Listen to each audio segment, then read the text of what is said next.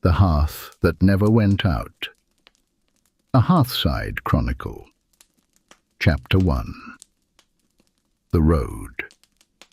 In the bus to Ashcombe left the market town at 3:10, and by the time it had climbed out of the valley, the afternoon had already begun to give itself up.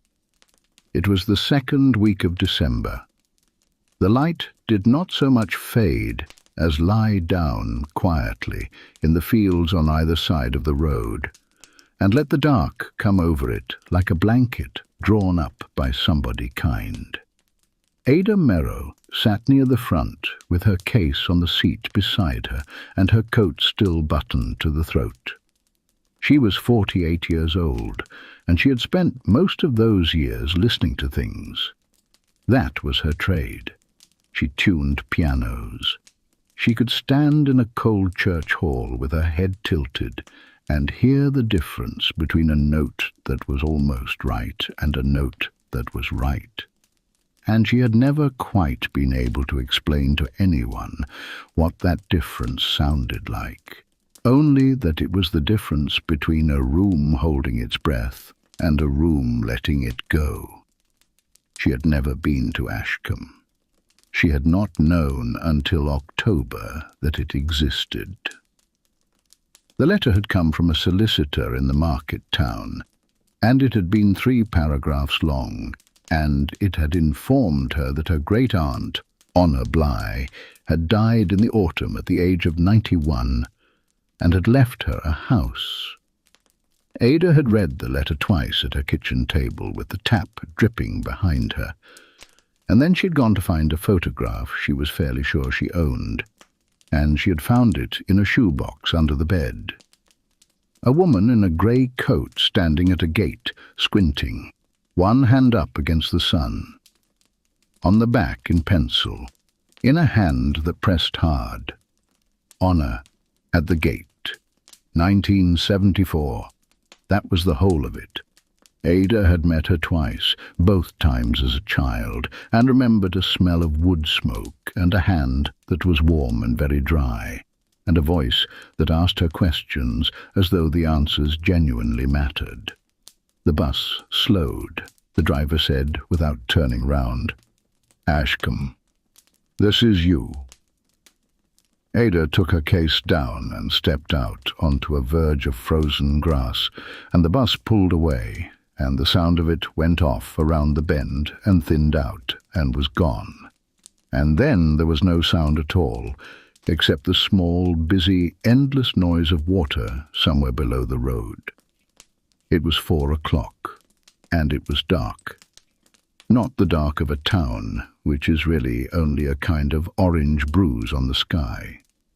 This was the older sort. She stood in it for a moment and let her eyes learn it. And slowly the village came up out of the ground in front of her, the way a photograph comes up in a tray. A lane, a low wall. 11 or 12 houses set along the fold of the hill with their backs to the weather, each one with its lamp lit in a downstairs window. A church tower without a light on it. And further up, above the last of the roofs, one window burning a deeper colour than all the rest. A colour that was not electric. Ada looked at that window rather longer than she meant to.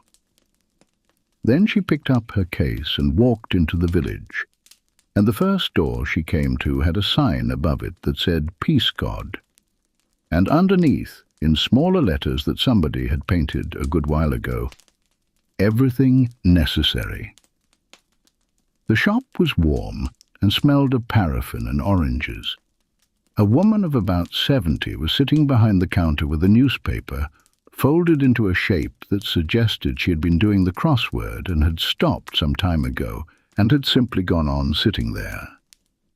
"You will be Honor's girl," the woman said.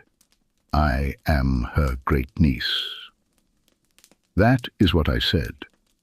The woman put down the paper and stood and put out her hand and shook Ada's once, firmly, the way you shake hands when you have decided something. "Winifred Peascod, there is a letter for you and a key.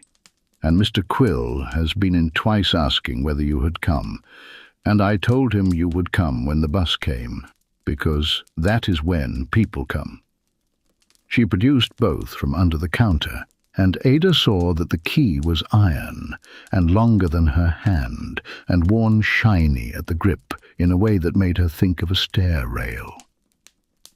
"It is the last house up," Mrs. Peascod said. "You cannot miss it. It is the one with the light in it." "They all have lights in them?" "Not that light." Mrs. Peascod said this without any particular weight, as she might have said that the post-box was on the corner. Then she leaned her hands on the counter and looked at Ada with a directness that was not unfriendly, but was not soft either. "Now, there is one thing, and I'm going to say it plainly because Honor would have said it plainly, and because I have heard that solicitors are inclined to put a thing in a letter and think they have done their duty by it. Go on. Do not let the fire go out." Ada waited for the rest. There was no rest. Mrs. Peascod straightened up and began, with great attention, to fold the newspaper into a different shape. "The fire," Ada said. "In the front room, the big hearth. Is there something the matter with the chimney?" "There is nothing the matter with the chimney. The chimney is a very good chimney. It has been swept every October since before you were born, and it will be swept every October after you are dead." Mrs. Peascod put the paper down. "Do not let it go out, that is all. Everything else you can learn at your leisure, and nobody will hurry you. And if you want bread, you will want it before 11, because after 11 there is not any."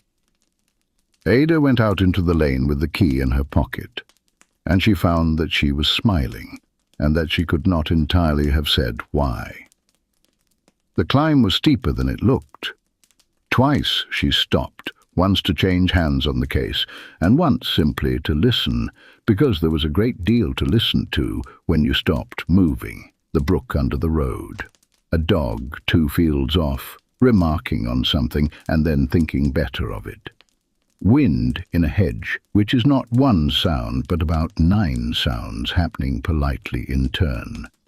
And then the wall of the last garden, and a gate, and behind the gate a house. It was long and low and built of the local stone, which by day would be the colour of a paper bag, and by night was simply a darker piece of the dark. 2 windows below, 3 above, and a porch with a bench in it.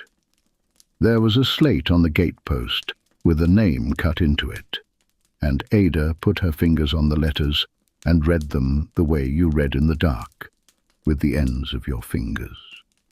Candle End, and in the left-hand window downstairs, that light. She saw now what Mrs. Peascod had meant. It was not steady. It moved. It leaned and settled and leaned again, and it laid a long, shifting orange oblong across the frosted grass of the garden path, and everything that stood in that oblong, the gate-post, the bare stems of a rose, her own legs from the knee down, was given a colour that had nothing to do with December. Somebody had lit a fire in a house that had been empty for 2 months.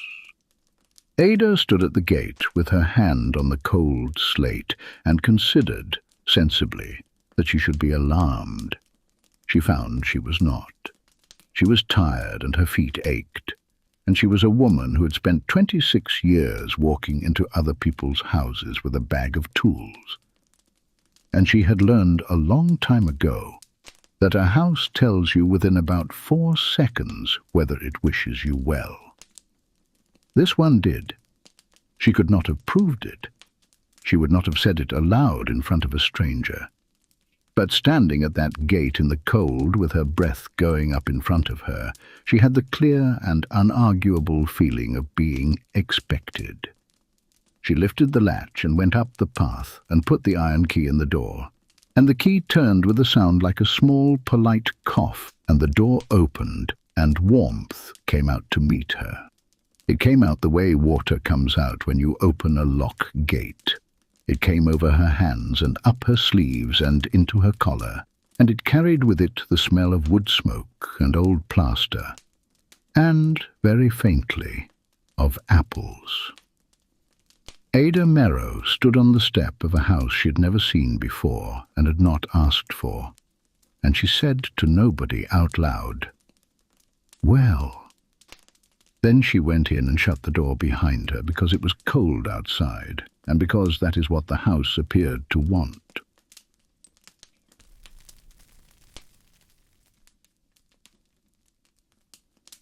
Chapter 2. Candle. End. The front room ran the whole depth of the house, and the hearth took up most of one end of it. It was not a fireplace so much as a small stone room set into the wall, deep enough that a person could have stood up inside it, with a beam across the top that had gone black and glossy over a very long time, and a floor of flagstones worn into a shallow dish by the passage of feet and shovels. Above the beam, 2 iron hooks. To the right, a bread oven with an iron door. To the left, a settle with a high back angled in towards the warmth. And in the middle of it, burning steadily, with no great drama about itself, a fire. Ada put her case down and went and stood in front of it, and simply looked in the way that everybody looks, which is to say without thinking about anything at all. It was not a large fire. That surprised her. She had expected from the light in the window something roaring, something that wanted attention. This one was going about its work quietly. 3 logs, well arranged, one of them furred over with white ash and glowing along its length like a lit window seen from a train. Below them a deep bed of embers, red under grey, breathing slowly, brightening and dimming with a rhythm that had nothing to do with the wind in the chimney. She held out her hands, and the heat came into them, and she felt her shoulders come down about an inch, which was an inch she had not known they had gone up. Beside the hearth stood a basket of logs. It was full. Ada looked at the basket for some time. Somebody had filled it. Somebody had also, at some point in the previous few hours, laid and tended this fire, and swept the flags, and left a lamp burning low on the table by the window. It was not a mystery.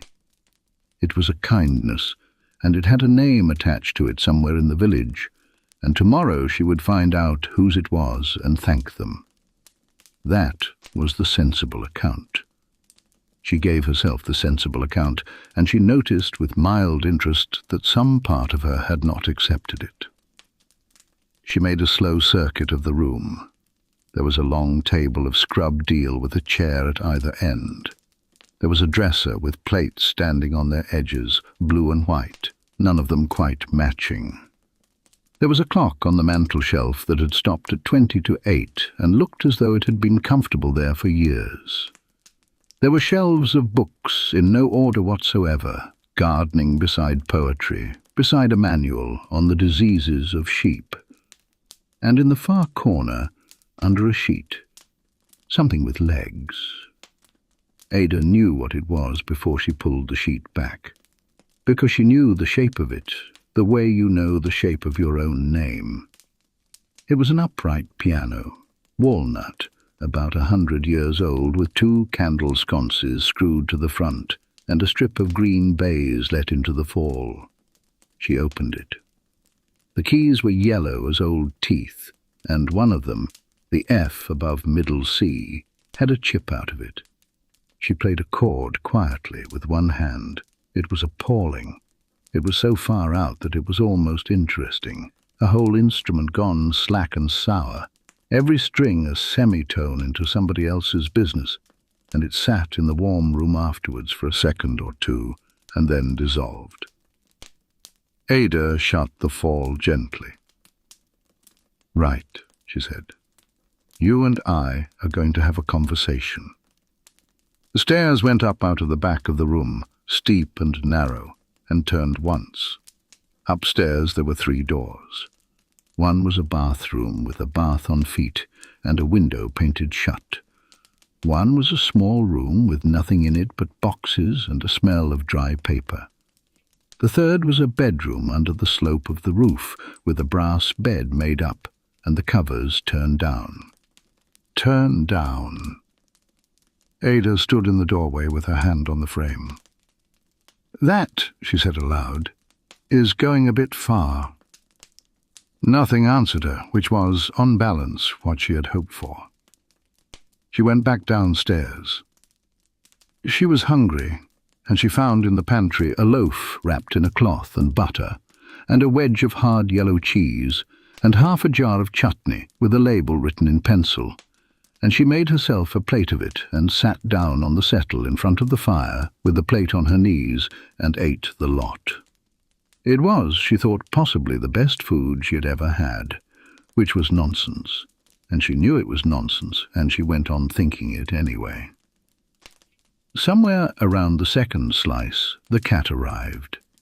It came in from the direction of the pantry without hurrying, a grey cat with a white bib and one ear that had been through some kind of disagreement, and it crossed the room and looked at Ada for a moment with an expression of frank assessment, and then jumped up onto the far end of the settle and sat down with its paws tucked in.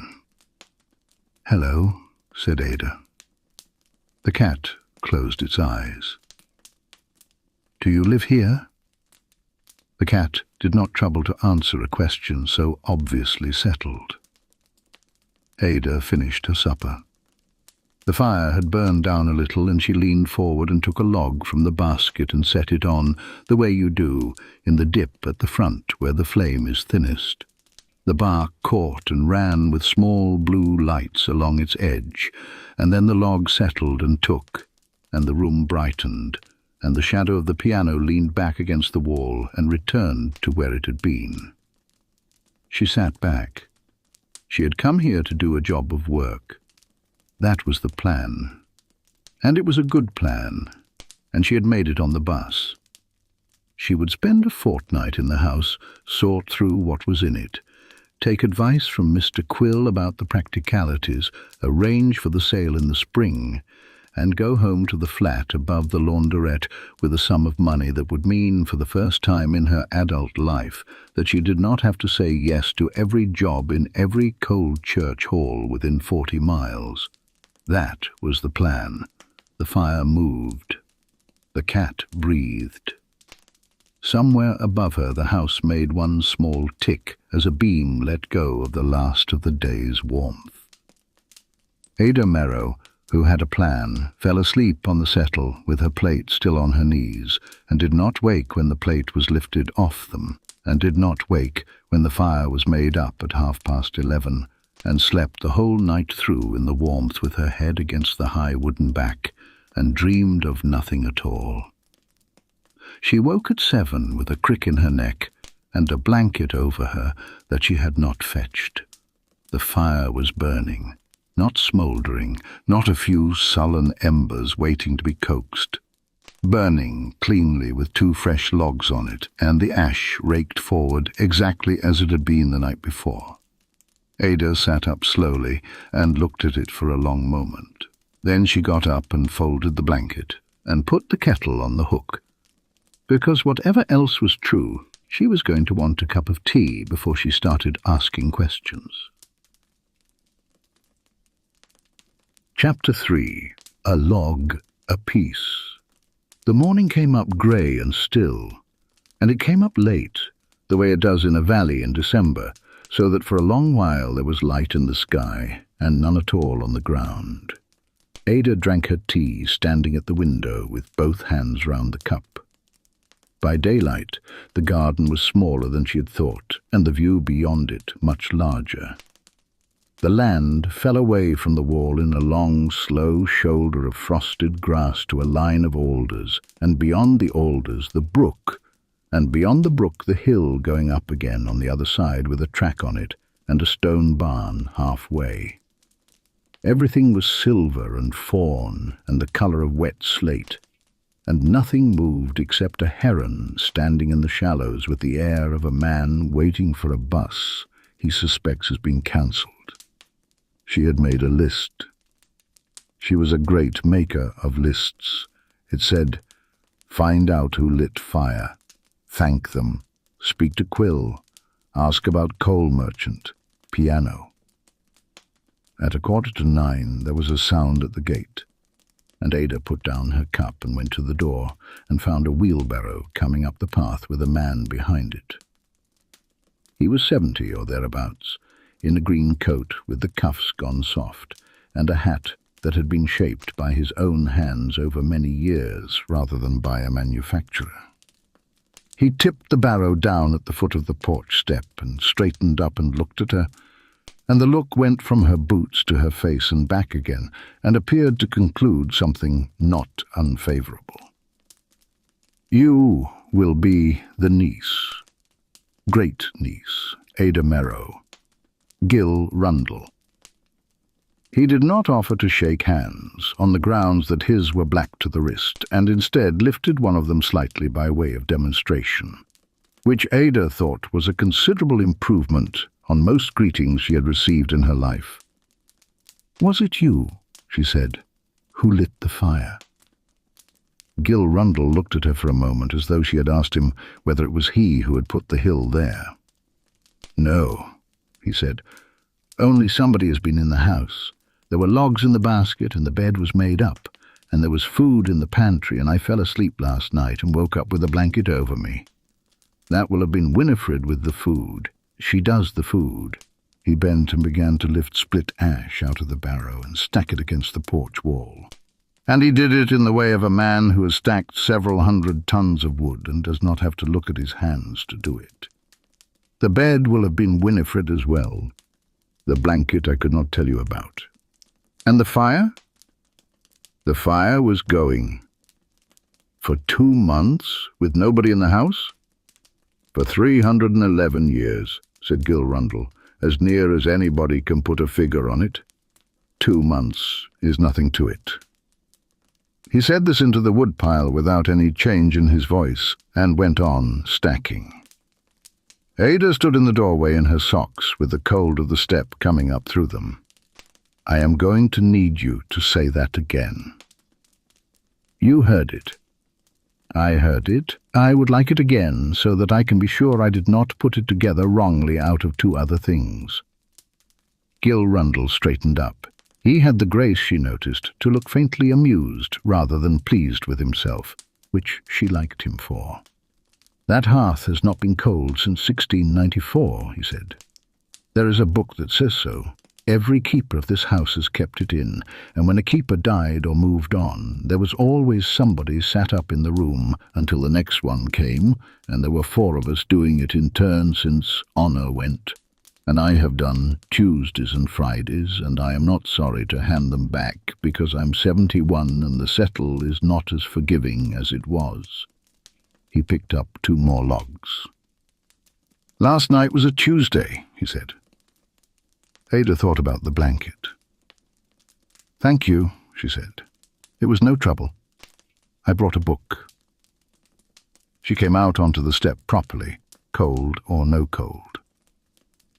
"Mr. Rundle, I do not want to be difficult on my first morning, but you are describing a job and nobody has offered it to me, and I have not taken it."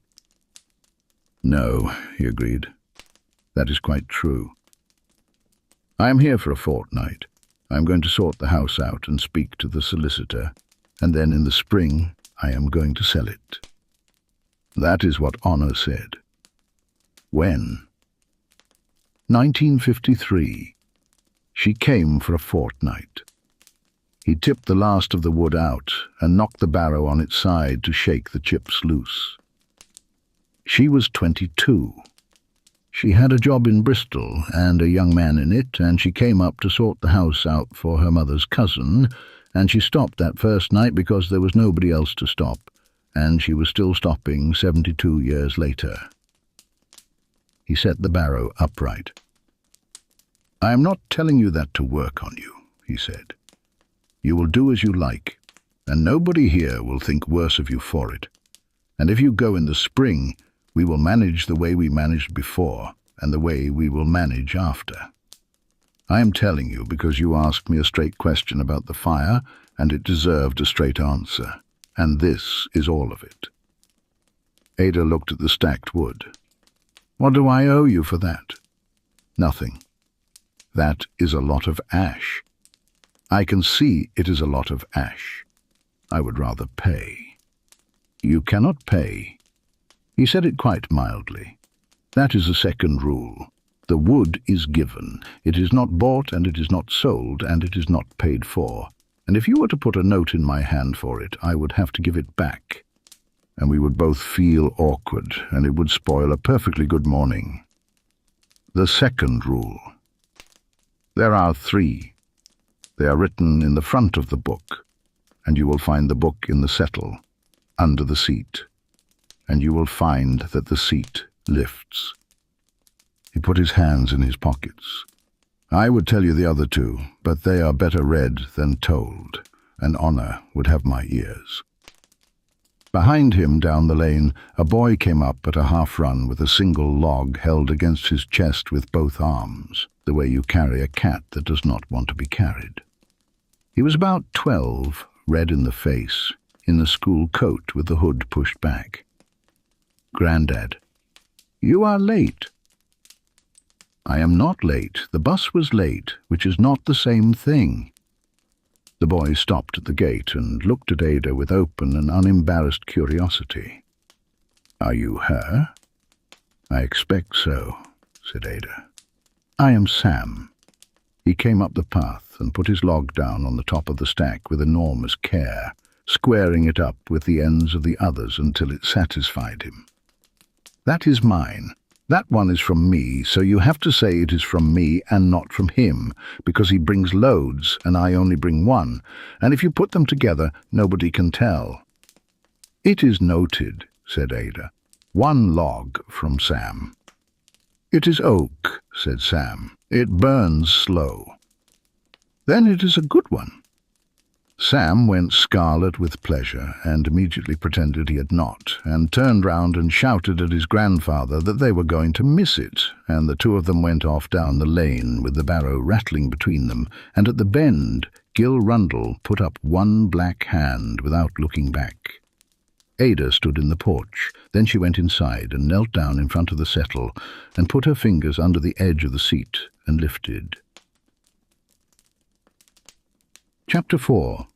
The Book of Nights. The seat of the settle lifted on 2 long iron hinges, and inside was a box the size of a coffin for a small dog, lined with cedar and smelling of it. There was a folded blanket. There was a tin of candle ends. There was a pair of bellows with a cracked nozzle bound up in wire, and a poker, and a little brass shovel worn thin along one edge. And there was a book. Ada lifted it out with both hands because it needed both, and carried it to the table by the window where the light was, and sat down. It was bound in leather that had been brown once, and was now the colour of strong tea, and it had been rebacked at least twice, and the spine was a different leather from the boards, and the corners had been mended with linen and glue by somebody patient. It was thicker than a family Bible. When she opened it, the pages made almost no sound at all. On the inside of the front board, in ink gone the colour of rust, somebody a very long time ago had written 3 lines in a handful of long descenders. The first line said, "The fire is not to go out." The second said, "The wood is given, it is not bought." The third said, "Whoever knocks on a winter night is let in." Underneath the 3 lines, in a dozen different hands and a dozen different inks, other people had signed their names down the length of the board and onto the flyleaf, one below another, with a date beside each. Some of the signatures were confident and some were laboured. One was a cross with a name written beside it by somebody else. The list went down the page and over onto the next and down that as well.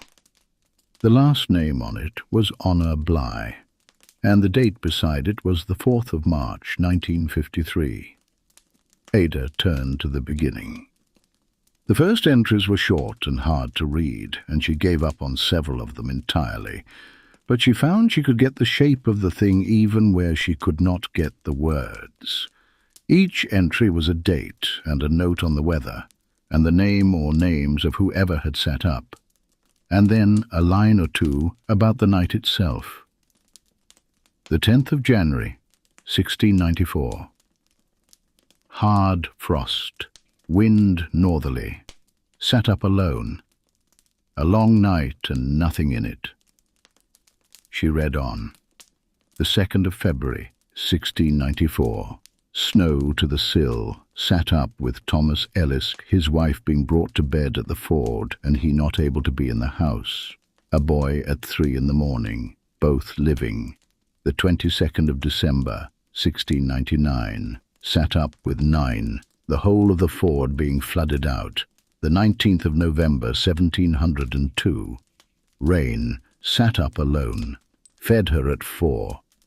Ada sat back. She had come to the table expecting a curiosity, and she was finding something else, and it took her a page or two to work out what. It was not a book of marvels. Nobody in it was excited. Nobody was trying to persuade anybody of anything. It was a work record. It had the flat, unhurried, faintly weary tone of a ledger kept by people who had a job to do in the dark and who did it, and who noted it down afterwards because the next one along would want to know. She turned on, a decade at a time. The handwriting changed and changed again. The ink changed. The paper changed twice, going from something soft and yellow to something harder and whiter, and then, much later, to a bluish-ruled page that had plainly been cut from a school exercise book and glued in. The entries lengthened as the centuries went on, and people became more inclined to explain themselves. The 8th of January, 1814. Bitter. Sat up with the 2 Loyne children, their mother being ill and the house cold, and gave them what there was. Chimney drawing badly. Have spoken to Rundle about the chimney. Ada stopped. Rundle. She went forward. She found Rundles in 1851 and in 1890 and in 1922, and she found Peascods and Loyness and Ashes, and she found the same 8 or 9 names coming round again and again like the notes of a chord struck in different octaves. There was one long stretch in the 1860s where somebody with beautiful copperplate had recorded, night after night, the state of the weather and nothing else whatever. And Ada developed a considerable curiosity about that person and never found out anything more about them. Then she came to 1916, and the entries went short again. The 4th of December, 1916, sat up with Mrs. Ash. No word yet. The 11th of December, 1916, sat up with Mrs. Ash. The 18th of December, 1916, sat up with Mrs. Ash. Word came Thursday. Sat up with her again. Ada put her hand flat on the page for a moment and then turned it over. She read for 2 hours. The fire got on with itself behind her. Once she got up and put a log on without particularly noticing that she had done it, and sat down again and went on reading. And only afterwards, much later that day, did she remember doing it and feel a small, odd lurch, the way you do when you realize you have driven 4 miles without attending to any of them. At about 1 o'clock she reached 1953. The 4th of March, 1953. Wind and wet. Came to see to the house for a fortnight. Have been asked, have said yes, which surprises me a good deal more than it appears to surprise anybody else. H. Bly. And after that, the hand did not change again for 72 years. Ada went through it in a kind of long, slow slide. a year on every page, and sometimes less. She watched the writing get smaller and neater, and then, in the last decade, larger again and looser, the letters opening out the way handwriting does when the hand behind it is losing its grip on the small movements and compensating with the big ones. She read about a night in 1963 when the snow came over the tops of the gate posts and 11 people slept on the floor of this room. She read about a night in 1987 when the wind took the roof off the barn across the brook, and Honor sat up until 5 with a man called Peter Ash, who had lost his dog and found it again at first light. She read about a night in 2004, in October, which was not a winter night at all, when somebody knocked anyway and was let in anyway, and the entry said only, "Rule 3 is a floor and not a ceiling." And then she came to the last page, with writing on it. The 19th of September. Warm for the time of year. Have not been well since the summer, and am not going to be well again, which is a thing you know without being told, and then get told anyway. I have written to the solicitor. There is a great niece. Her name is Ada. Her mother was my cousin Ruth's girl, and she came here twice as a child, once in the wet and once when the plums were on. And both times she stood in this room and listened to it before she looked at it, which I have never seen another child do. She tunes pianos. I have asked, and that is what she does. I am not going to write to her. If you write to a person, they say yes out of pity, and then they are stuck with it. And this is not a thing to be stuck with.